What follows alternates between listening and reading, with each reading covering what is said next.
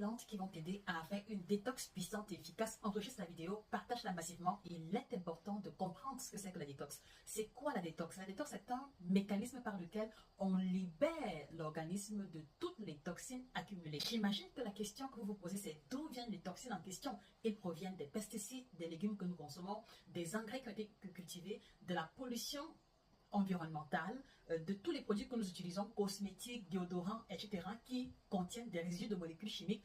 Et quelquefois, il y a des médicaments qui vont avoir des excipients ou des substances qui les accompagnent, qui peuvent surcharger le foie sur le long terme.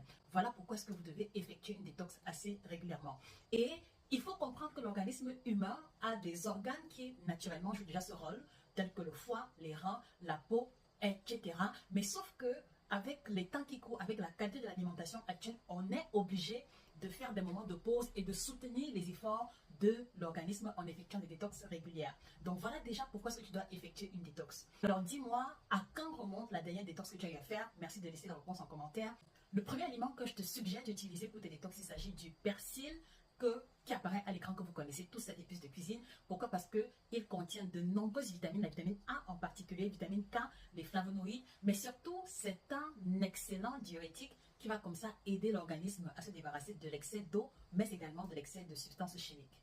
Il aide à éliminer les toxines, à stimuler la fonction rénale et il est également riche en antioxydants, ce qui lui permet de jouer efficacement le rôle de barrière dans l'organisme contre les radicaux libres. Par radicaux libres, je prends ici tout ce qui vient de l'extérieur et qui va être source de cancer lorsque c'est trop accumulé dans l'organisme. À réguler la digestion et à réduire l'inflammation. Et je vois ici immédiatement les personnes qui consomment beaucoup le riz blanc, le pain blanc. Le persil doit faire partie de votre routine dans le cadre d'une détox régulière.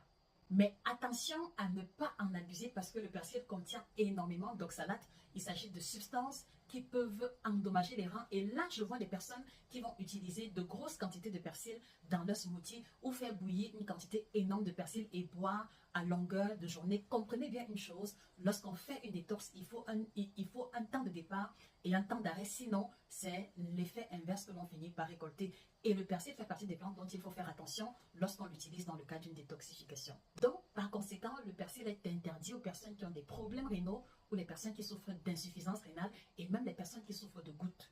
Et attention chez les femmes, le persil peut créer un avortement involontaire, donc évitez de le prendre en grande quantité en début de grossesse. Et si vous êtes enceinte, comprenez que le consommer en grande quantité peut créer un avortement involontaire. Merci de partager la vidéo. C'était Josie Car, votre experte en nutrition tropicale depuis 2010, auteur de 17 ouvrages à succès que je vous recommande de vous procurer sur Amazon et nos différentes plateformes.